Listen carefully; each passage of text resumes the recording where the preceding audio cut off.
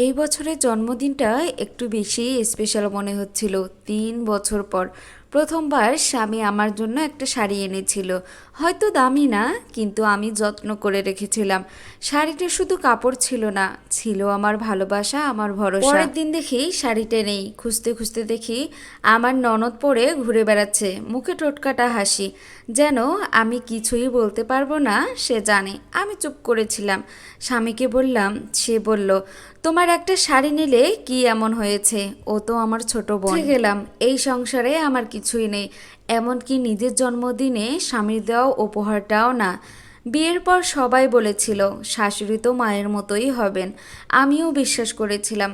প্রথম কয়েকদিন আদর, ভালোবাসা, খোঁজখবর সব ছিল, কিন্তু সময়ের সাথে বুঝলাম ওই ভালোবাসার পিছনে কিছু শর্ত আছে।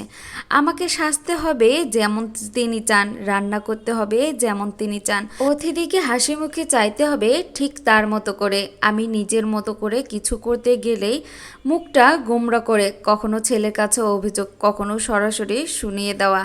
এই মেয়েটার কারণে আমার ছেলেটা বদলে যাচ্ছে, মা বলেই ডাকি, কিন্তু সেই মা যেন চোখে শুধু সন্দেহই দেখে। আমি হারিয়ে যাই এক চুপচাপ গৃহবধূর ভূমিকায়, যাকে কেউ বোঝে না, তাকে শুধু বিচার করে।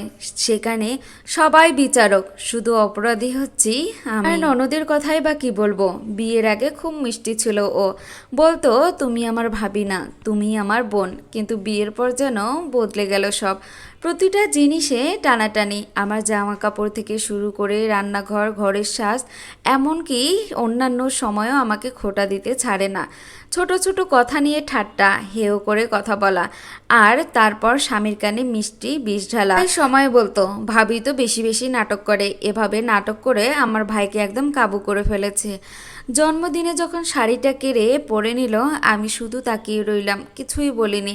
জানি বললেও কেউ কিছু বুঝবে না, কারণ সে ছোট, তার বোন।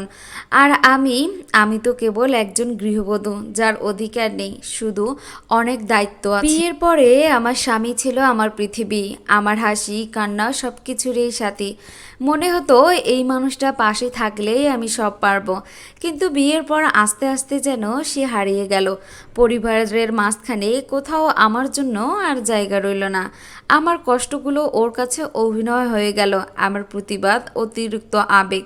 যখন বলি তোমার মা বোন যা খুশি করে, আর আমি কিছু বললেই সমস্যা কেন? তখন বলতো, তারা তো আমার নিজের মানুষ, তাদেরকে কিছু বললে তারা অনেক কষ্ট পাবে, থাক কিছু বলার দরকার নেই। আর আমি হচ্ছি বাইরের মানুষ। সে তো আমাকে এটাই বুঝিয়ে দিল, যাকে নিয়ে সংসার করো, যে তোমার ঘরকে আগলে রাখে, সেই বাইরের মানুষ। একটা সময় বুঝে গেছি, ভালোবাসা থাকলেই হয় না, যদি সম্মান না থাকে, তাহলে সেই ভালোবাসা একটা নীরব কারাগার ছাড়া আর কিছুই না। অনেক দিন ধরে চুপ করেছিলাম, হ্যাঁ, অনেক অপমান, অবহেলা, চোখরাঙানি সব সয়ে গেছি, কারণ আমি ভেবেছিলাম সংসার টিকিয়ে রাখার দায়িত্ব শুধু আমার। কিন্তু এখন বুঝেছি, সংসার মানেই নিজের স্বপ্ন গলা টিপে মরার নাম না। আমি রান্না করতে পারি, ঘর সামলাতে পারি, কিন্তু আমি শুধু গৃহবধূ না। আমি একজন মানুষ, যার ভালো লাগা আছে, খারাপ লাগা আছে। আমি শাড়ি পছন্দ করি, গান শুনতে ভালোবাসি, একা ছাদে দাঁড়িয়ে আকাশ দেখতে ভালোবাসি। তবুও এতদিন ধরে শুধু অন্যদের মন রক্ষা করতে গিয়ে নিজেকেই হারিয়ে ফেলেছি। অনেক বছর ধরে আমি নিজের মুখ বন্ধ করে রেখেছি, কারণ সবাই বলেছে মেয়েদের তো একটু সহ্য করতেই হয়, বউ মানেই ত্যাগ করা মানুষ, সংসার মানেই সব মেনে নেওয়া। আমি মেনে নিয়েছি, নিজের ইচ্ছেগুলোকে আঙুল চেপে বসিয়ে রেখেছি, নিজের অপমানকে হাসি মুখে মেনে নিয়েছি। জন্মদিনের উপহার কেড়ে নেওয়া, শাশুড়ির কটাক্ষ, ননদের ঈর্ষা, সব কিছুতেই চুপ থেকেছি।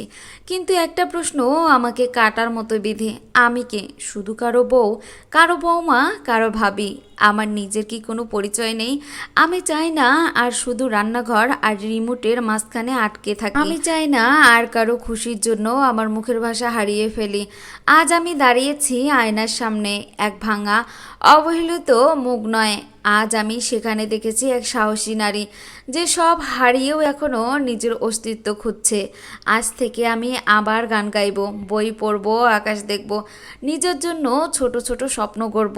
আর যদি কেউ প্রশ্ন করে তুমি কি বদলে গেছো, আমি বলবো না, আমি তো নিজেকে নিজের মধ্যে খুঁজে পেয়েছি। এবার থেকে আমি শুধু কারো স্ত্রী, কারো বউ, কারো ভাবি নই। আমি একজন মানুষ যার ভিতরে তার ইচ্ছা শক্তি আছে, তার চাওয়া পাওয়া আছে, তার বলার অধিকার আছে। আমি এখন কারো কথাকে আর তেমন মনে করি না, আমিও মুখের ওপর উত্তর দিয়ে দিই। কারণ যত আমি চুপ করে থাকি ততই আমাকে সবাই একদম পায়ে পিষতে চায়। সবাইরে বাধা উপেক্ষা করে আমি এখন বাড়িতে বসে অনলাইন বিজনেস করি। আমি একজন উদ্যোক্তা। এখন কেউ আর আগের মতো করে আমাকে অপমান করতে পারে না, কারণ সবাই বুঝে গেছে আমি নিজের পায়ে দাঁড়িয়েছি। এখন কেউ কিছু বললে আমি হয়তো তাদের দাসী হিসেবে এইখানে আর থাকবো না। তাই সবাই কোনো কিছু বলার আগে আমাকে ভাবে, হ্যাঁ তারা কিছু বলবে না কেন, আমাকে বলতেই পারে, আমার ভুলটা ধরিয়ে দিতে পারে, ভালোকে ভালো খারাপকে খারাপ বলতে পারে, কিন্তু অন্যায়ভাবে কোনো কিছুই চাপিয়ে দিতে পারে না। সবাইরই একটা মন আছে, সবারই ইচ্ছা শক্তি আছে, এটা সবাইরে বোঝা দরকার। তাহলেই দেখবেন প্রতিটা সংসার সুন্দর হবে।